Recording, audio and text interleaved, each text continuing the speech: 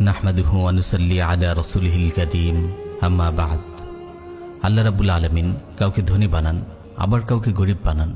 কেউ অঢেল সম্পদের মালিক হয়, আবার কেউ দিনে এনে দিনে খায়। সম্পদ দিয়ে তিনি পরীক্ষা করেন বান্দা শকর করে কিনা, আর দারিদ্র্য দিয়ে আল্লাহ তাআলা পরীক্ষা করেন বান্দা সবর করে কিনা।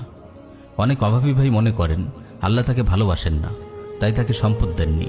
আল্লাহ ধনীদের ভালোবাসেন বলেই তাদের সম্পদ দিয়েছেন। এটি মারাত্মক একটি ভ্রান্তি।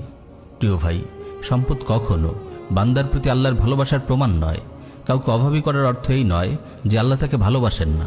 আল্লাহ তাআলা ফিরাউনকে মিশরের সম্রাট বানিয়েছেন, অথচ সে ছিল আল্লাহর শ্রেষ্ঠ নাফরমান। আল্লাহ তাআলা নমরুদকে গোটা দুনিয়ার বাদশাহী দান করেছিলেন, অথচ সে ছিল আল্লাহর কাছে চরম নিকৃষ্ট এক বান্দা। দুনিয়ার বিত্ত বৈভব যদি মানুষের মর্যাদার মাপ কাঠি হতো, তবে আল্লাহ তাআলা কখনো কোনো কাফিরকে সম্পদ দিতেন না। একটু চিন্তা করে দেখুন, রোম আর পারস্যের রাজা মহারাজারা রেশমের বিছানায় ঘুমাতো, সোনার চামচে খেত, আর রাসূল সাল্লাল্লাহু আলাইহি ওয়াসাল্লাম দিনের পর দিন কেটে যেত, তার চুলায় আগুন জ্বলত না। খন্দকের দিন তিনি ক্ষুধার তীব্রতায় পেটে পাথর বেঁধেছিলেন। শৈশবে তিনি কুরাইশের ধনীদের ছাগল চড়িয়েছেন।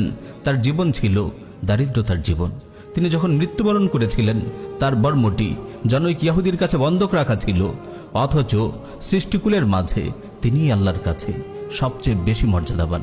আল্লাহ তাআলা বলেন, দারিদ্র প্রাচুর্য দিয়ে বান্দাকে পরীক্ষা করা হয়। কুরআনে এসেছে, ফাআম্মাল ইনসানু ইযা মাবতালাহু রাব্বুহু ফাআকরামাহু ওয়া না'আমাহু ফায়াকুলু রাব্বি আকরামান ওয়া আম্মা ইযা মাবতালাহু ফাকাদারা আলাইহি রিজকাহু ফায়াকুলু রাব্বি আহানান। কাল্লা, মানুষ তো এরূপ যে তার রব যখন তাকে পরীক্ষা করেন, সম্মান অনুগ্রহ দান করেন, তখন সে বলে আমার রব আমাকে সম্মানিত করেছেন। আর যখন তাকে পরীক্ষা করেন, তার রিজিক সংকুচিত করেন, তখন সে বলে আমার রব আমাকে লাঞ্ছিত করেছেন। না, এমনটি কখনো নয়। এই আয়াত আল্লাহ তাআলা বলছেন, বান্দাকে তিনি কখনো পরীক্ষা করেন সম্মান নিয়ামত প্রাচুর্য দিয়ে, কখনো দারিদ্রতা ও দুঃখ কষ্টে নিপতিত করে। নিয়ামত প্রাপ্ত হলে বান্দা মনে করে আল্লাহ তাকে সম্মানিত করেছেন, আর রিজিক সংকীর্ণ হয়ে গেলে সে ভাবে আল্লাহ তাকে লাঞ্ছিত করেছেন। তাদের এই ভুল ধারণা খণ্ডন করে আল্লাহ তাআলা বলেন, কাল্লা, অর্থাৎ কখনোই বিষয়টি এমন নয় যেমনটি সে ভাবছে। বরং কখনো নিয়ামত দিয়ে পরীক্ষা করা হয়, আবার কখনো নিয়ামত হিসেবে মুসিবত দান করা হয়। সুতরাং হে আমার ভাই, নিয়ামত পেলে শুকর করুন, বঞ্চিত হলে সবর করুন। নিয়ামতের মালিক তো আল্লাহ। তিনি আপনাকে দান করলে তা একান্ত তারই করুণা, আপনার প্রাপ্য নয়।